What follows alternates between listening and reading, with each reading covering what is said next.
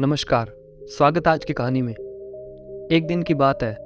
एक साधु गांव के बाहर वन में स्थित अपनी कुटिया की ओर जा रहा था। रास्ते में बाजार पड़ा। बाजार से गुजरते हुए साधु की दृष्टि एक दुकान में रखी ढेर सारी टोकरियों पर पड़ी। उसमें खजूर रखे थे। खजूर देखकर साधु का मन ललचा गया। उसके मन में खजूर खाने की इच्छा जाग उठी, किंतु उस समय उसके पास पैसे नहीं थे। उसने अपनी इच्छा पर नियंत्रण रखा और कुटिया की ओर चल दिया। कुटिया पहुंचने के बाद भी खजूर का विचार साधु के मन से नहीं निकल पाया। वह उसी के बारे में सोचता रहा। रात में वह ठीक से सो भी नहीं पाया। अगली सुबह जब वह जागा तो खजूर खाने की अपनी इच्छा की पूर्ति के लिए पैसे की व्यवस्था करने के बारे में सोचने लगा। सूखी लकड़ियां बेचकर खजूर खरीदने लायक पैसों की व्यवस्था अवश्य हो जाएगी। यह सोचकर वह जंगल में चला गया और सूखी लकड़ियां बीनने लगा। काफ़ी लकड़ियां एकत्रित कर लेने के बाद उसने उसका गट्ठर बनाया और अपने कंधे पर लादकर बाजार की ओर चल दिया। लकड़ियों का गट्ठर बहुत भारी था, जिसे उठाकर बाजार तक दूरी तय करना आसान नहीं था, किंतु साधु चलता गया।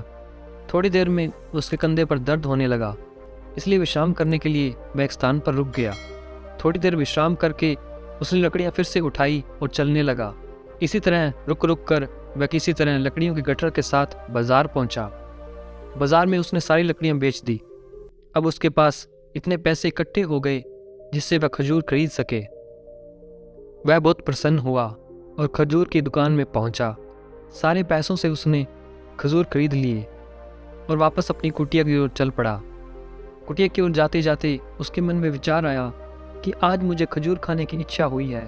हो सकता है कल को किसी और वस्तु की इच्छा हो जाए। कभी नई वस्त्रों की इच्छा जाग जाएगी, तो कभी अच्छे घर की, कभी स्त्री की, तो कभी बच्चों की, तो कभी धन की। मैं तो साधु व्यक्ति हूँ, इस तरह से तो मैं इच्छाओं का दास बन जाऊंगा। यह विचार आते ही साधु ने खजूर खाने का विचार त्याग दिया। उस समय उसके पास एक गरीब व्यक्ति गुजर रहा था। साधु ने उसे बुलाया और सारे खजूर उसको दे दिए। इस तरह उसने समय को इच्छाओं का दास बनने से बचा लिया। यदि हम अपनी हर इच्छाओं के आगे हार जाएंगे तो सदा के लिए अपनी इच्छाओं के दास बन जाएंगे। मन चंचल होता है, उसमें रह रहकर इच्छाएं उत्पन्न होती रहती हैं, जो उचित भी हो सकती है और अनुचित भी। ऐसे में इच्छाओं पर नियंत्रण रखना आवश्यक है।